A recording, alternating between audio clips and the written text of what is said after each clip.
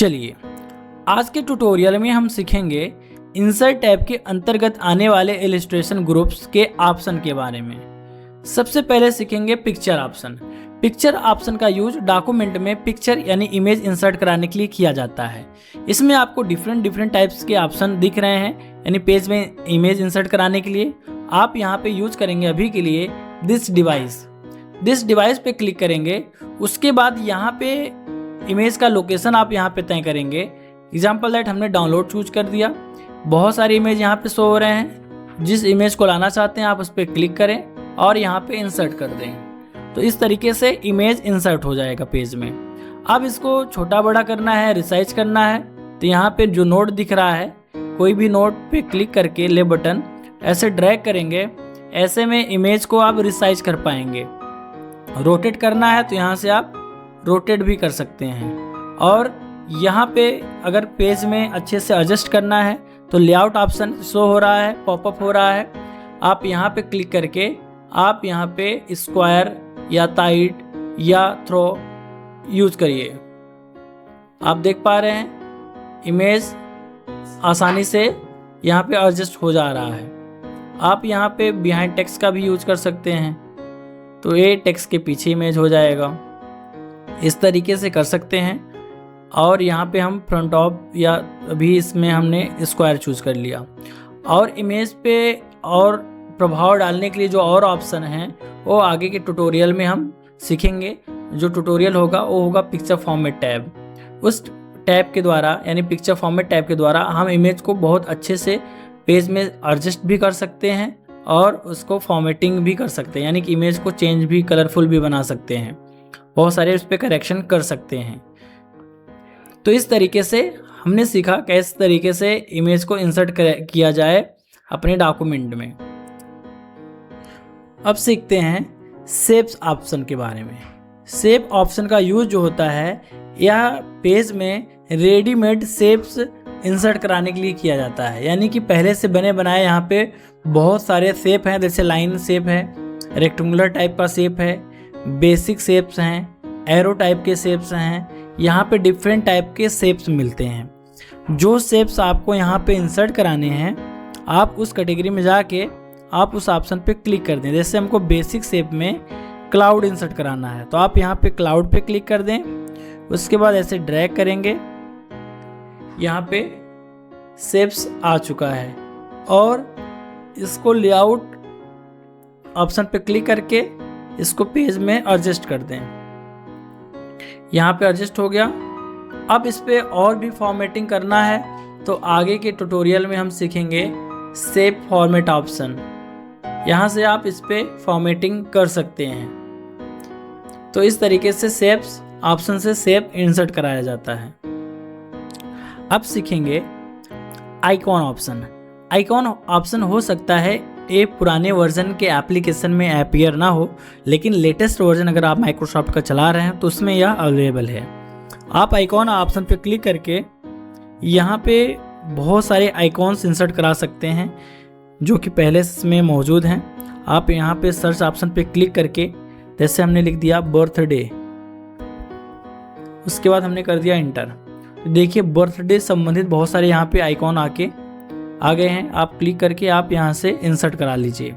तो इस तरीके से यहाँ पे इंसर्ट करा सकते हैं। अब इसकी बढ़िया से फॉर्मेटिंग करनी है तो आप यहाँ पे देखेंगे ग्राफिक फॉर्मेट ऑप्शन खुला है। आप इस ऑप्शन का यूज करके आप इस पर फॉर्मेटिंग भी कर सकते हैं। देख पा रहे हैं इस तरीके से आप यहाँ पे ऑप्शन को ट्राई करें और इस ऑप्शन का यूज करें। तो इस तरीके से आइकॉन ऑप्शन का यूज किया जाता है। यहाँ पे अब सीखेंगे 3D ऑप्शन। 3D मॉडल जो होता है इमेज में आपके डॉक्यूमेंट में 3D इमेज इंसर्ट कराने के लिए यूज किया जाता है। आप इस पर क्लिक कर दीजिए। क्लिक करने के बाद यहाँ पे बहुत सारे 3D मॉडल्स यहाँ पे अवेलेबल हैं। आप यहाँ पे किसी कैटेगरी पे क्लिक करिए और यहाँ पे कोई भी 3D मॉडल पे क्लिक करिए और यहाँ पे इंसर्ट बटन प्रेस कर दीजिए। उसके बाद ये ऑनलाइन नेट कनेक्ट रहेगा तो ऑनलाइन इमेज को डाउनलोड करेगा 3D इमेज को। देखिए हमारा 3D इमेज डाउनलोड हो गया। अब डाउनलोड होने के बाद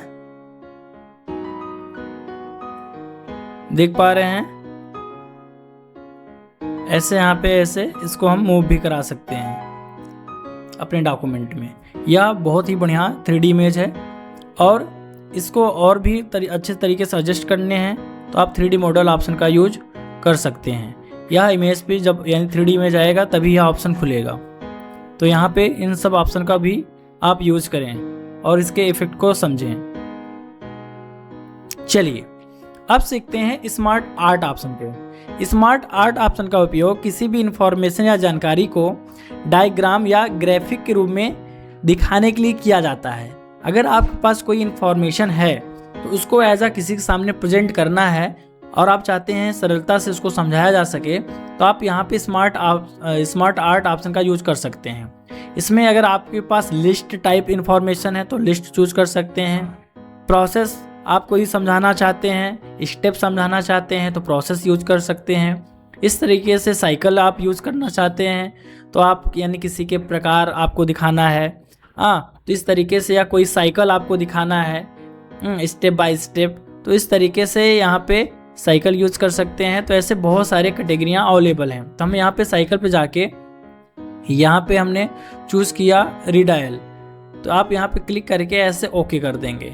तो इस तरीके से यहाँ पे हमारे पास स्मार्ट आर्ट ऑप्शन आ जाएगा और इसमें हम कोई भी इंफॉर्मेशन लिख करके, यानी कि जैसे हमने लिख दिया मेन और यहाँ हमने लिख दिया यहाँ पे 1, फिर यहाँ पे लिख दिया 2, इस तरीके से हम इसको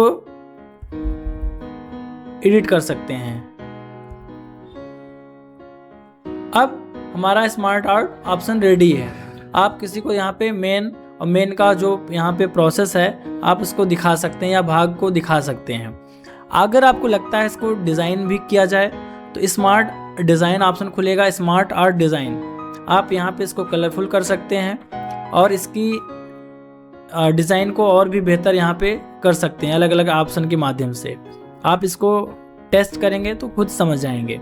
और यहाँ पे अगर इस पर जो टेक्स्ट अपीयर हो रहे हैं इसमें कुछ फॉर्मेटिंग करनी है तो आप यहाँ पे फॉर्मेट ऑप्शन पे चूज करके आप यहाँ पे बहुत सारे टेक्स्ट को चेंज कर सकते हो, यानी कि उसकी स्टाइल को, आप लुक को चेंज कर सकते हो इस तरीके से। तो उम्मीद करते हैं आपको स्मार्ट आर्ट ऑप्शन समझ में आया होगा।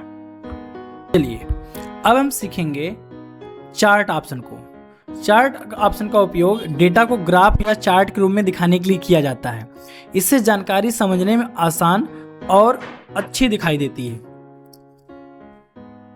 चार्ट का उपयोग डेटा में तुलना करने के लिए, रिपोर्ट या प्रेजेंटेशन को बेहतर बनाने के लिए और नंबर को ग्राफ के रूप में दिखाने के लिए किया जाता है। चलिए इसको हम प्रैक्टिकली समझते हैं। यहाँ पे चार्ट ऑप्शन पे क्लिक करेंगे तो यहाँ पे आपको डिफरेंट टाइप के चार्ट मिलेंगे। जैसे यहाँ पे कॉलम चार्ट है, लाइन चार्ट है, पाई चार्ट है, बार चार्ट है, एरिया चार्ट है, ऐसे बहुत सारे चार्ट आपको मिलेंगे। आप example let column chart use करने वाले हो तो आप कॉलम चार्ट पे क्लिक करिए। यहाँ पे भी आपको बहुत सारे स्टाइल वाले चार्ट मिलेंगे। आप यहाँ पे कोई सिंपल चूज़ कर लीजिए, उसके बाद ओके कर दीजिए। जैसे ही आप ओके करेंगे तो यहाँ पे चार्ट आ जाएगा और साथ में एक्सेल का स्प्रेड शीट आ जाएगा। तो आप यहाँ पे क्या करेंगे, एक्सेल की जो शीट है इसको ड्रैग करके बड़ा कर लेंगे और यहाँ पे इसको रिसाइज कर देंगे। एग्जाम्पल लेट हमको यहाँ पे 2 ही कॉलम चाहिए तो हम 2 कॉलम चूज कर लेंगे, यानी रिसाइज कर देंगे। और यहाँ पे हमको चाहिए नेम और यहाँ पे चाहिए स्कोर। एग्जाम्पल लेट तो किसी का नेम और स्कोर को हमको कंपेयर करना है तो यहाँ पे नेम और स्कोर हमने रख दिया टाइटल। और यहाँ पे कैटेगरी 1 में नाम लिख दिया महेश, सुरेश, राकेश, जय, और इनका स्कोर हमने टाइप कर दिया, यानी कि इस तरीके से हमने चेंज कर दिया। देख पा रहे हैं। इतना करने के बाद आपको क्या करना है, यहाँ पे क्लोज ऑप्शन पे क्लिक करना है। जैसे ही आप क्लोज ऑप्शन पे क्लिक करेंगे तो देखेंगे आपका डेटा चार्ट में कन्वर्ट हो चुका है। और यहाँ पे देख पा रहे हैं सुरेश का सबसे ज़्यादा हाईएस्ट डेटा है, सबसे कम राकेश का है, यानी कि जल्दी से आप रिपोर्ट को समझ सकते हैं या समझा सकते हैं किसी को।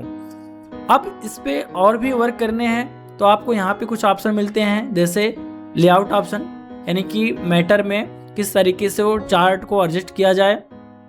यहाँ पे प्लस ऑप्शन पे क्लिक करके यहाँ पे चार्ट में व्यवस्थाएं आप कम ज़्यादा कर सकते हैं। और यहाँ पे आपको मिलता है डिफरेंट टाइप का स्टाइल, आप कोई भी स्टाइल चूज कर सकते हैं। और नेक्स्ट में ये सब ऑप्शन जो अपीयर हो रहे हैं ये सब आपको यहाँ पे चार्ट डिज़ाइन के अंतर्गत हैं। अगर आप इसमें फॉर्मेटिंग करना चाहते हो तो आप फॉर्मेट ऑप्शन पे क्लिक करके आप चार्ट में बहुत सारे फॉर्मेटिंग भी कर सकते हैं। यहाँ आप देख पा रहे हैं बहुत सारे ऑप्शन हैं, आप इन सब ऑप्शन को ट्राई करके इस पे बहुत सारी फॉर्मेटिंग कर सकते हैं। उम्मीद करते हैं चार्ट ट्यूटोरियल आपको समझ में आया होगा, यानी चार्ट ऑप्शन आपको समझ में आ गया होगा। माइक्रोसॉफ्ट वर्ड में स्क्रीनशॉट का यूज माइक्रोसॉफ्ट वर्ड के बैक में जो एप्लीकेशन या विंडो अपीयर हो रहा है उसका स्क्रीनशॉट लेने के लिए किया जाता है। आप स्क्रीनशॉट लेने के लिए आप इस ऑप्शन पे क्लिक करें, स्क्रीन क्लिपिंग ऑप्शन पे क्लिक करें। उसके बाद आपको यहाँ पे स्क्रीन अपीयर हो जाएगा बैक का, जो ब्लर रहेगा। आप इस पर ड्रैग लेफ्ट बटन का दबा के माउस का आप इसको ड्रैग करिए जितना स्क्रीन आपको लेना है स्क्रीनशॉट। उसके बाद आप माउस को रिलीज कर छोड़ दीजिए। देख पा रहे हैं आपका स्क्रीनशॉट रेडी है। और इस पर कुछ फॉर्मेटिंग करना है तो आप पिक्चर फॉर्मेट भी खुल जाएगा, आप यहाँ पे फॉर्मेटिंग भी कर सकते हैं। तो इस तरीके से स्क्रीनशॉट आप ले सकते हैं इंसर्ट टैब में। उम्मीद करते हैं आपको picture, shapes, icon, 3D model, smart art, chart, screenshot option अच्छे से समझ में आया होगा। लेकिन आप इसकी अच्छे से प्रैक्टिस करेंगे तो ये और बेहतर तरीके से आपको समझ में आ जाएगा। अगर कोई डाउट है अपने फ्रेंड या टीचर से इसके बारे में पूछें और इसको और भी क्लियरफाई करें, जिससे आगे चल के डॉक्यूमेंट बनाने में असुविधा ना हो। धन्यवाद।